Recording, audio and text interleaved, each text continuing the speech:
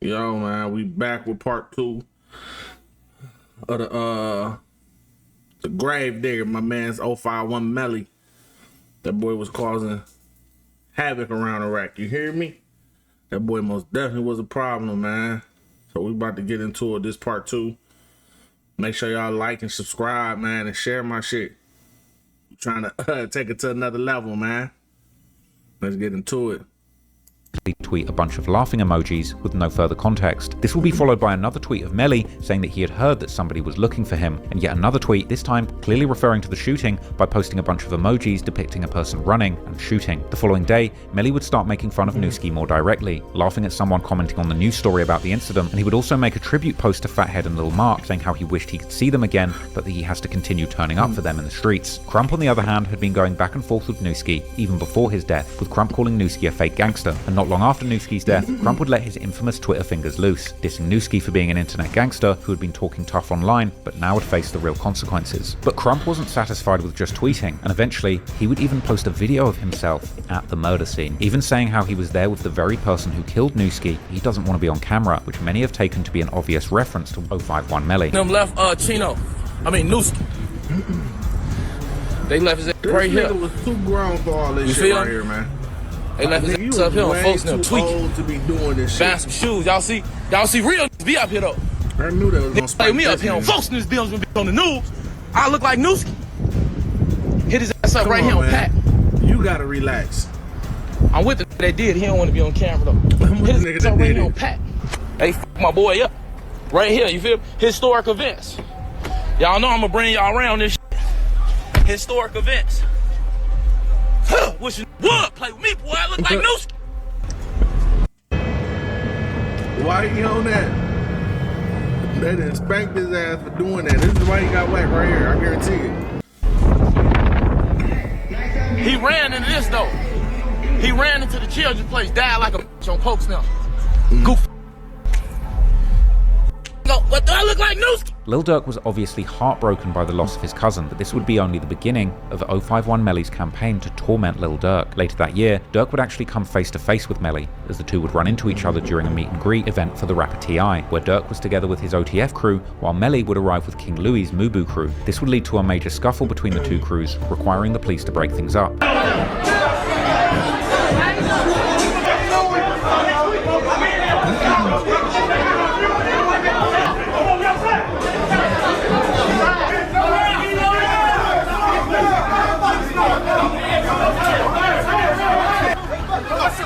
Durk ain't on none of that. That boy was tough.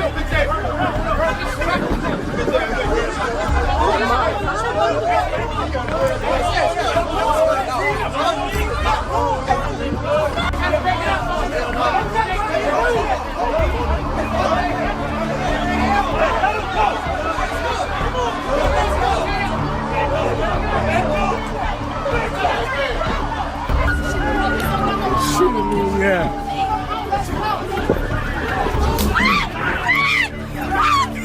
Check it out. Good shit, bro. Good shit. Hey, bro, the police said, come on, bro.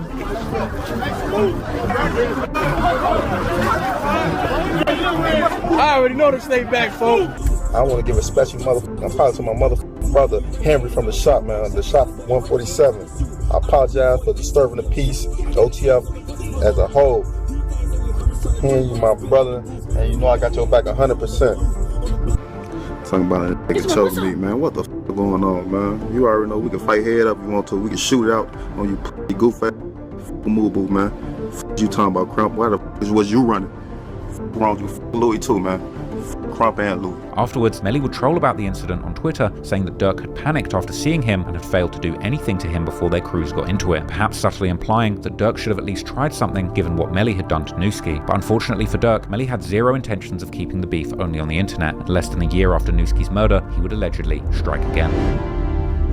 That nigga was a problem, man. In the early morning hours of the 27th of March 2015, Lil Durk's manager, OTF Chino, real name Uchina Aguina, was sitting in his car outside a fast food spot on the 8400 block of Stony Island Avenue. After having taken part in a meeting with basketball star Joachim Noah about their anti-violence campaign earlier that evening, then, just like in Newski's murder, an unknown assailant would suddenly walk up to the car, open fire, hitting Chino multiple times. By the time an ambulance would arrive to take him to the hospital, he would end up being pronounced dead on arrival. Afterwards, Mubu Crump would do what he did best, shooting another video of him visiting the death site and trolling Lil Durk, asking the cashier at the food store if they had an order for Newski before trolling and demanding a Chino burger. Hey! Whatever nigga dead. Y'all got the order for Newski? Chino burger. This is something we gotta normalize, y'all. Let's stop disrespecting the dead, man. If you dead, rest in peace. Rest in peace, them guys, man. Stop all the disrespect. Chino burger. That's why niggas be down. Yeah. Y'all got it? Hey, ready? Oh, thank you.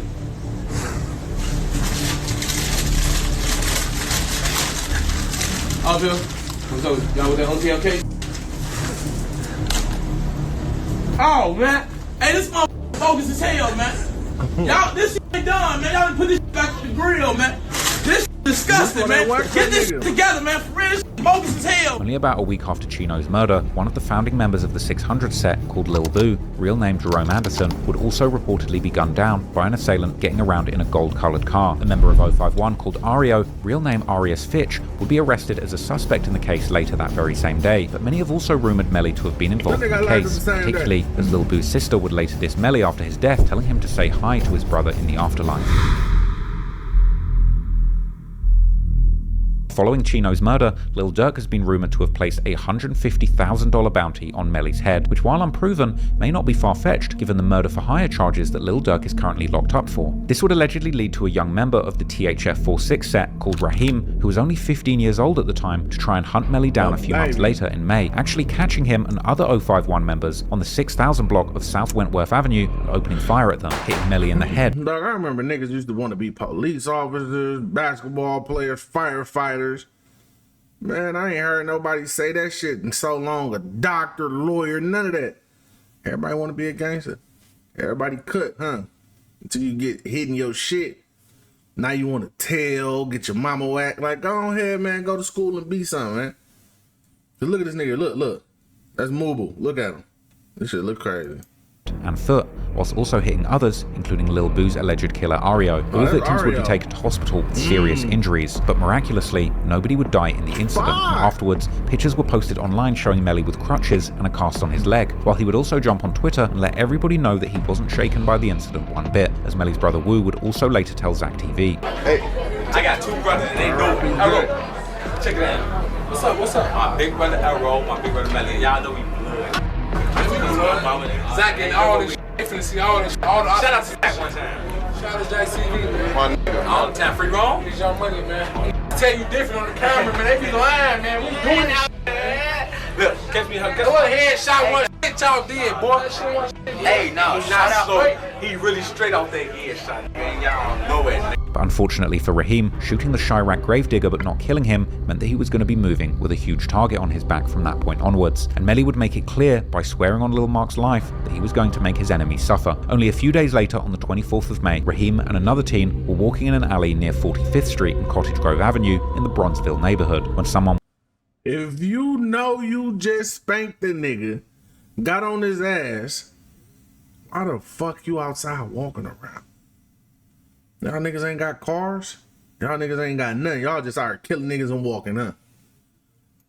would ambush them and shoot both, killing Raheem while injuring his friend. Once again, Melly's friend 051 Ario, who had just last month been arrested in the relation to the murder of Lil Boo, and who had been one of the people injured in the shooting together with Melly, would be arrested for the murder. This time, the arrest would also lead to charges. Police reports would later reveal how Ario's arrest had led to an absurd moment where he would allegedly pleasure himself inside the interrogation room. During the trial, the prosecutor would argue that Ario had murdered Raheem to avenge the earlier shooting that had also injured Melly. But once again, despite persistent rumors that Melly had also participated in the shooting, and numerous times that Melly had seemingly dissed Raheem, and even implied that he'd taken part in the murder, Melly himself would never be charged. In smoke, we ain't doing shit. I don't know. We don't know. I don't know what we ain't smoking nobody. I got shot 2 weeks, he expired. I'm gonna read you a bedtime story and tuck you in. Oh yeah. Tell you about this when he walked down this dark alley. He ain't make it to the other end of the alley.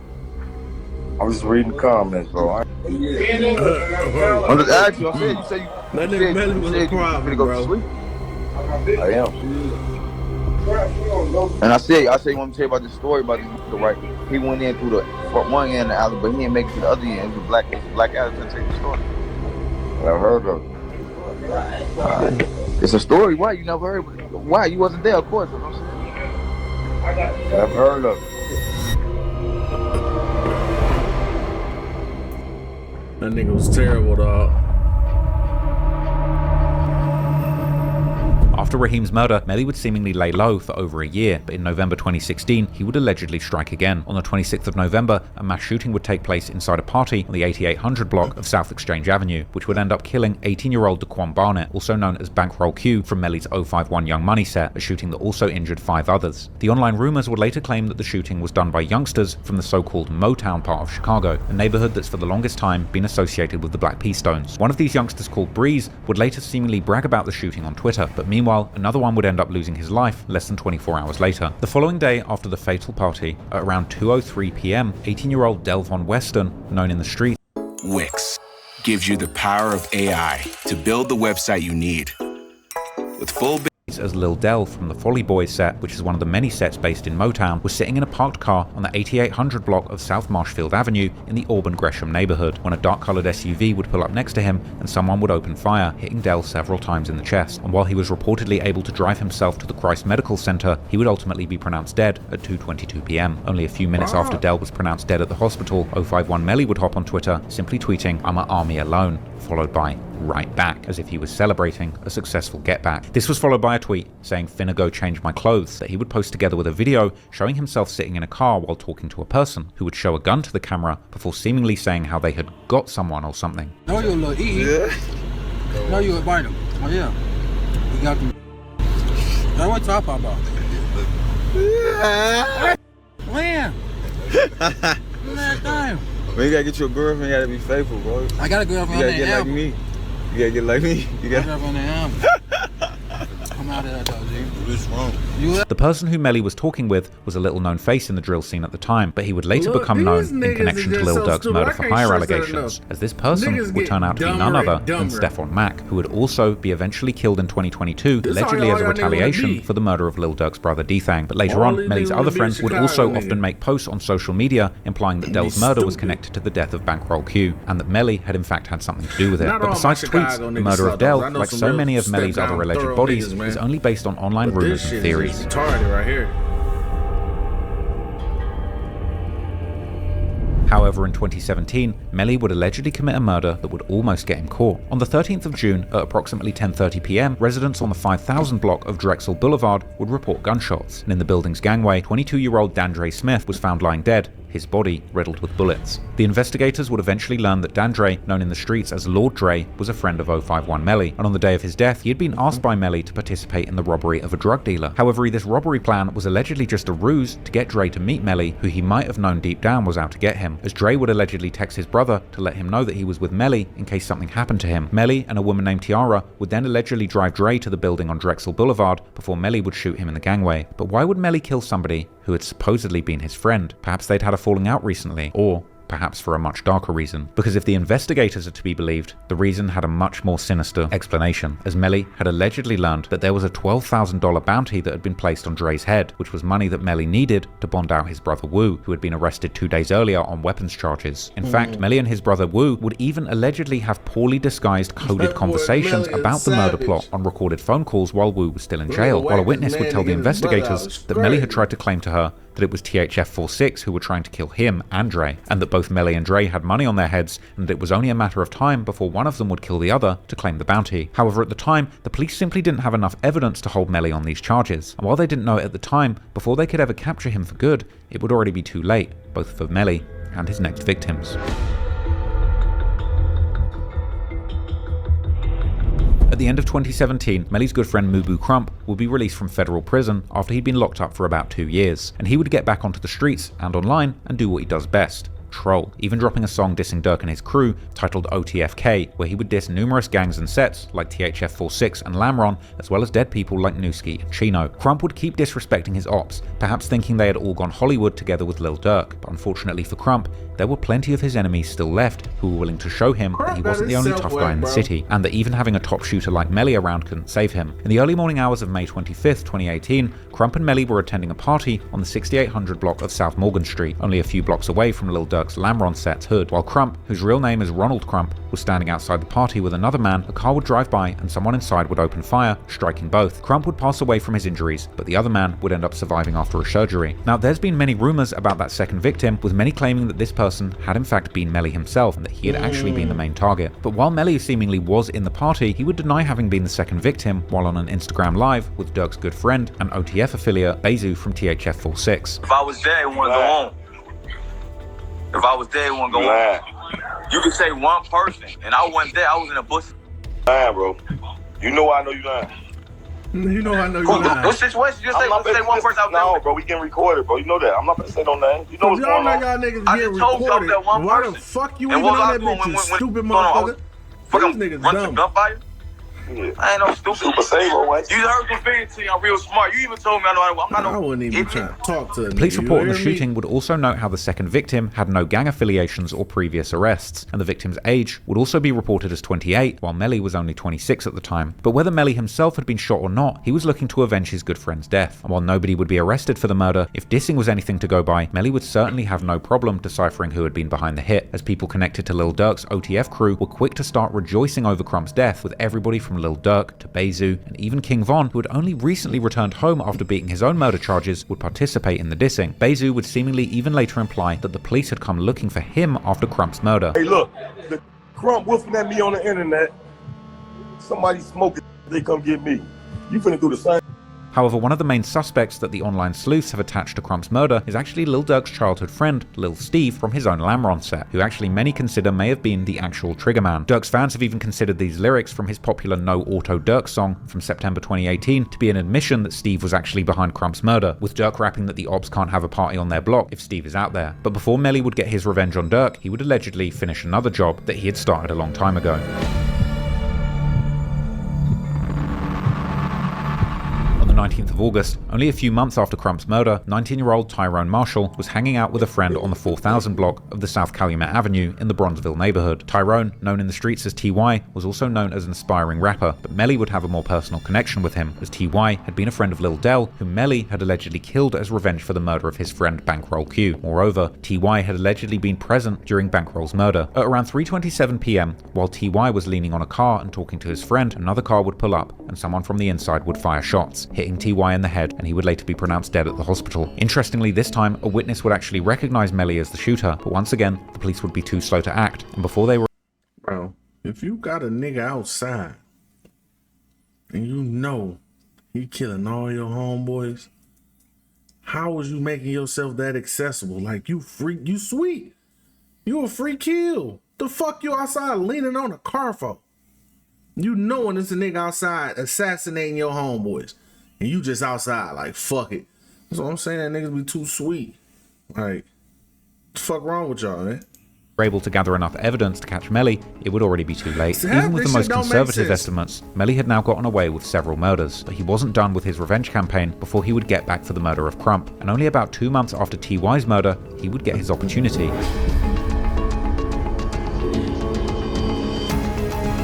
On the 8th of October, Lil Durk's big brother and manager D-Thang was out in their hometown with some childhood friends, including Durk's cousin Baby D, real name Darnell Banks. In the early morning hours, they were driving in the Pullman neighborhood on the far south side. They would reportedly be at a parking lot of the McDonald's when somebody would open fire at them, even hitting one of the windows of the restaurant. They would pull off with their car, but would eventually come to a stop on the 11200 block of South Cottage Grove Avenue, where police would find 3 of the men suffering from serious gunshot wounds. D-Thang was one of the people shot, but he would end up surviving. But unfortunately, Baby D wouldn't be as lucky. He was rushed to the University of Chicago Medical Center, where he would tragically pass away hours later. Baby D's murder would be yet another unsolved murder, but online theories have connected Melly to the incident based on 2 main pieces of circumstantial evidence. First, a photo would circulate online of one of Baby D's cousins wearing a Long Live Baby D shirt, with an F Melly print boldly placed on the front, together with a picture of Melly. This showing that people close to Baby D indeed certainly seemed to consider Melly to be responsible. Moreover, after Melly was killed, D-Thang would reportedly share an Instagram story that seemed to celebrate Melly's death, while implying that anyone who had ever done anything to him had died. He would also tweet after Melly's death how any op who had ever shot at him wasn't here anymore to tell the story. Baby D is often considered to have been Melly's final victim, and unfortunately for Melly, before his life would come to an end, he would have to experience yet another major loss on his side of the war.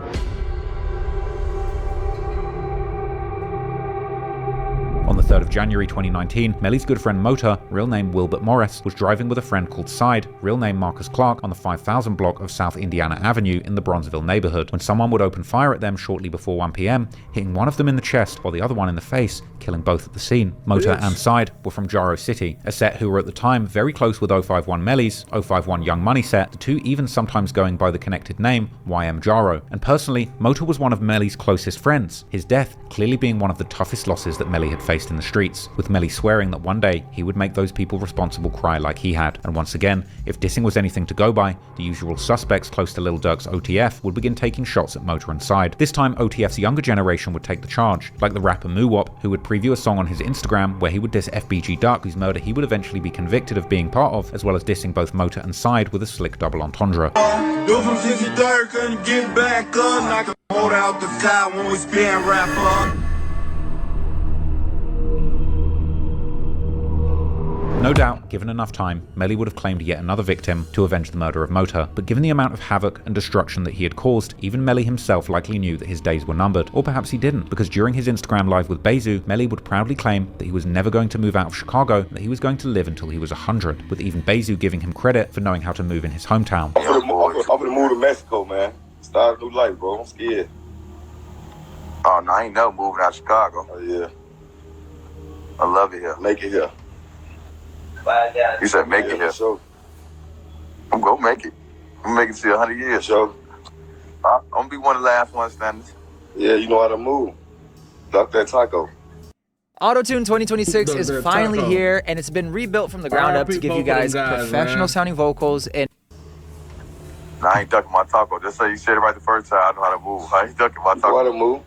I'm gonna give that to you. Perhaps Melly could have ducked his main enemies like the OTF until he was an old man, but the problem was that Melly had made so many enemies that even he probably couldn't keep count of them all. And so, on his last day, Melly would be right where he was comfortable at, attending a party in the hood of Jaro City, only a few blocks away from his main enemies like 600 and O-Block. As mentioned, Melly was close with Jaro City, but unfortunately, he had also made some enemies amongst the set, because according to later police reports, a witness would reveal that Melly had shot up the house of a Jaro City member called Lil Daryl, real name Daryl Rhyme, which was possibly a retaliation for the fact that Daryl might have been telling on Melly in the murder investigation of Lord Dre. These events would lead to a fateful moment in the party, where Melly would allegedly run into one of Daryl's friends, called 007 Nate, just as one of the partygoers was filming a video, capturing the chilling last moments of Melly's life on camera. Man, I just killed y'all. The police would later check the security cameras of the building, seeing that 007 Nate, real name Nathaniel Hicks, had arrived at the party around 12:30 a.m, and at one point he'd even posed at one of the security cameras with his gun, before then allegedly shooting Melly at around 2:45 a.m. and then running out of the building. Nate would then be identified as the shooter by multiple witnesses, and he was eventually even caught a few days later with the murder weapon still on him. But despite all of this evidence, the state attorney's office would ultimately refuse to prosecute Nate due to the witnesses' refusal to cooperate. In the end, just like Melly had seemingly escaped justice so many times due to the no snitching code that rules the streets, ultimately this code would also make sure that Melly's family wouldn't be receiving any closure after his death. And no doubt, considering how much the Chicago police knew that Melly was terrorizing the streets and taking people out, perhaps there was some sick satisfaction for the cops in just not making an effort to get justice for one of the city's most demonic killers. Ultimately, 051 Melly left one of the most— Listen here, let's go for my nigga Melly, even though I fucked with the nigga. Bro, you out here spanking shit. Why is you accessible? Why to go into a house party to be seen? You was basically taunting them niggas. Everybody ain't scared of you, my niggas. Always somebody bigger and badder, gang.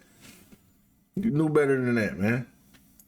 a shocking legacy in the streets of Chicago. A certified gang assassin, bordering on serial killer, with at least 8 rumored murders attributed to him online, and perhaps even more that the internet doesn't even know about. Melly didn't rap a single lyric, but he became famous off the back of his reputation that echoed through the lyrics of more focused and famous Chicago drillers who survived and made music. His dark legacy lives through these songs, the IG posts, Reddit posts and comments, and YouTube documentaries, painting him as the so-called Gravedigger of Chirac. But at the end of the day, Melly's story is truly one of a tragic waste of life. What did he really achieve? There's nothing cool or fun about terrorizing your community and taking the lives of promising young people who could have all been doing something better with their time. Melly was clearly terrorizing Lil Durk and the OTF and the THF crews, and while it was other people who ultimately had the last laugh, there's no winners here. There's nothing cool about being the biggest demon or the biggest killer from your neighborhood. And despite his fearsome reputation as an untouchable killer who everyone was scared of and supposedly knew how to move, Melly winded up getting touched too, getting caught lacking and losing his life in an incredibly unremarkable way that was far from heroic. So, if there's a lesson from this story,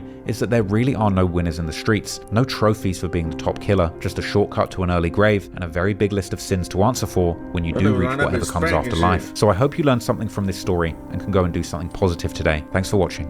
Peace out.